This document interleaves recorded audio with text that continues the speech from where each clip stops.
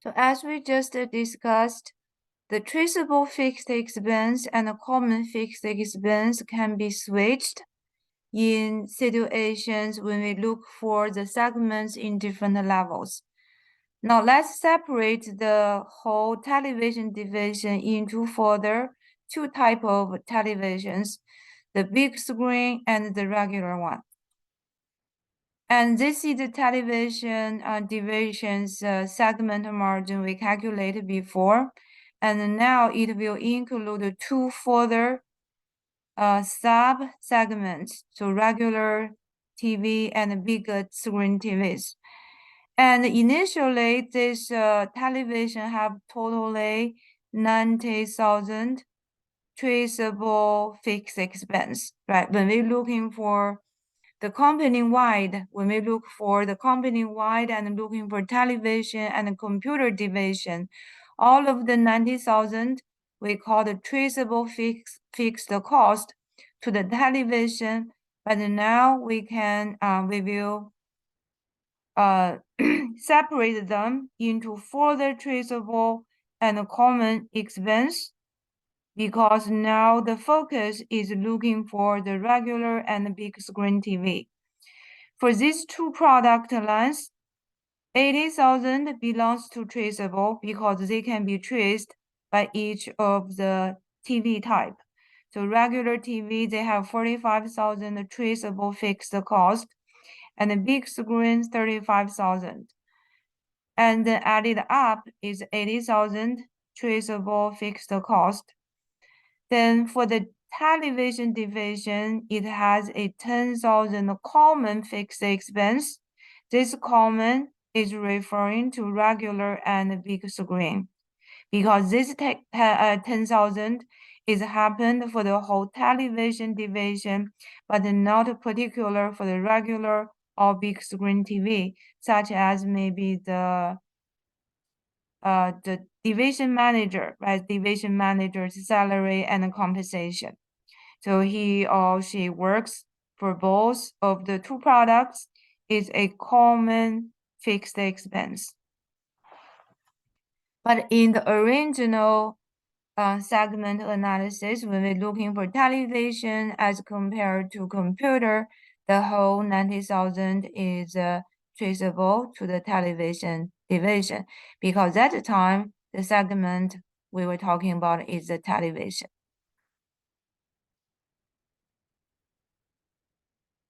And after you identified the traceable and common fixed expense and understand the segment income statement, we can apply and use the similar CVP analysis we did in chapter 6, but analyzing the situation for different products or different segments or for the overall units we are talking about.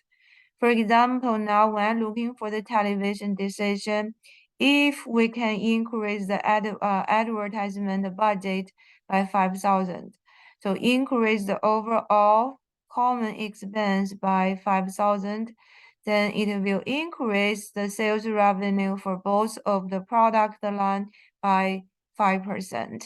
Okay, sales volume can increase by 5%. So with this 5,000 common expense increase, both of the contribution margin for the two product lines will increase by 5%.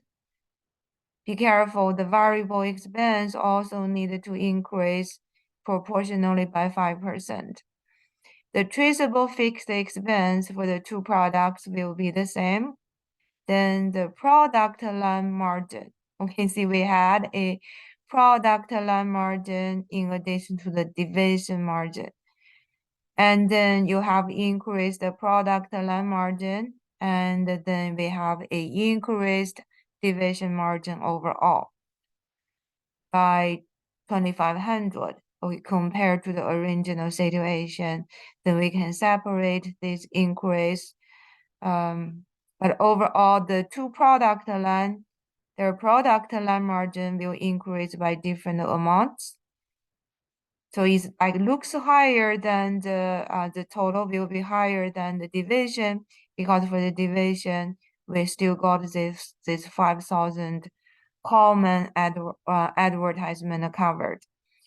So product line margin increase, add these two,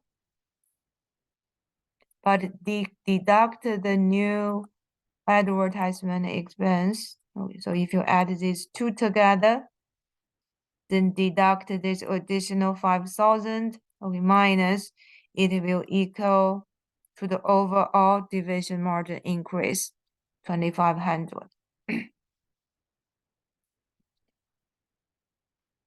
The key mistake when managers or users, when they try to make decision for segments, the common mistake, they try to allocate the common fixed cost into the different segments.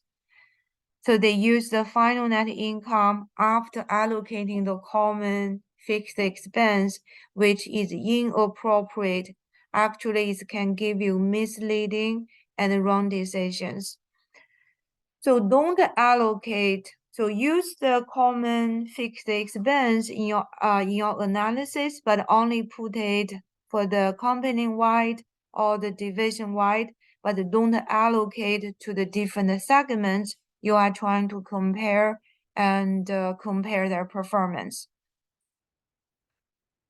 So let's see this additional example. Okay, so this one is make more sense why the allocation of the common expense is not really recommended. If you continue to do that, you can get a wrong decision. Okay, wrong information, and if you make decision based upon the wrong information, so it really can bring disaster. Okay, sometimes really it cannot be reversed, the mistake. So now let's see this Lakeshore company. I think probably is like a vacation site, right? So it has a bar operation and a restaurant operation. So restaurant, the size, the scale is much larger than the bar. So we have their separate revenues, variable costs and expenses, so contribution margin, then traceable fixed cost to bar and the restaurant. 26,000 for the bar and 220,000 for restaurant. So segment margin each is positive.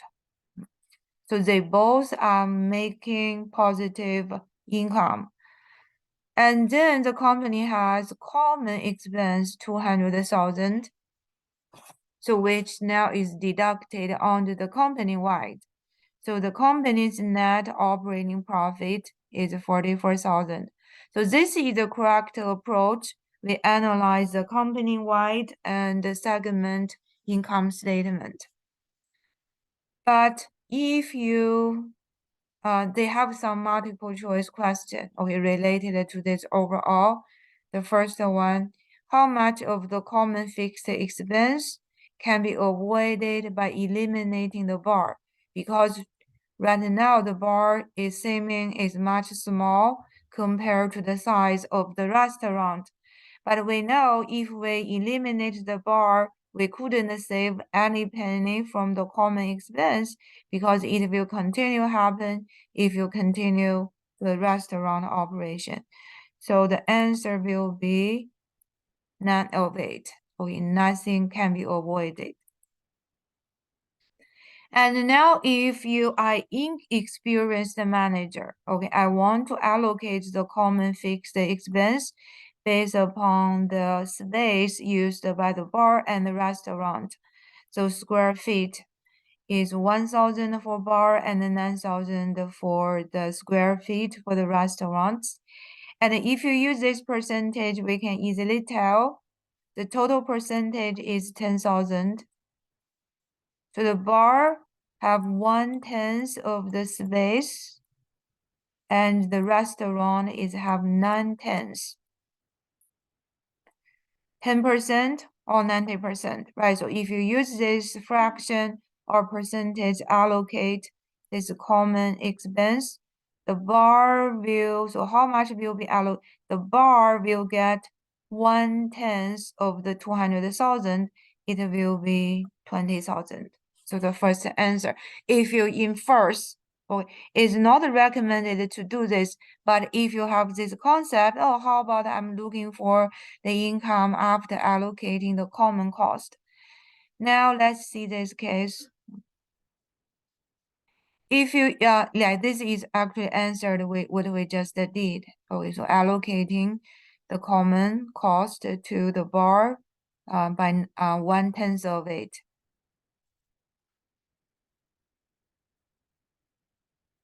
So if Hollands allocates the common fixed cost based upon this percentage, how the income statement will look like. So let's see. So if they insist to allocate this 200,000, okay, to the two divisions. So 20,000 go to the bar and 180,000 go to the restaurant.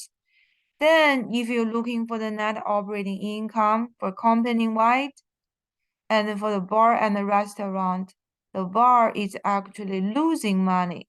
So has a 6,000 loss after deducting the common expense allocation.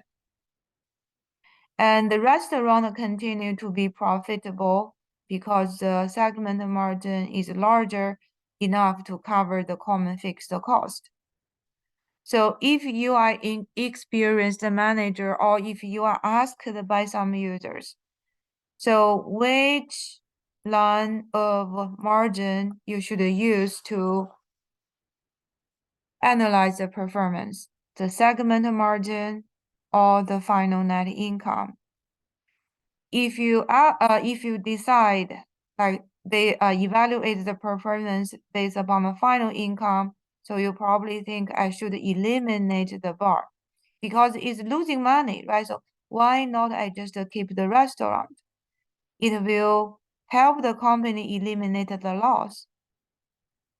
Is this right?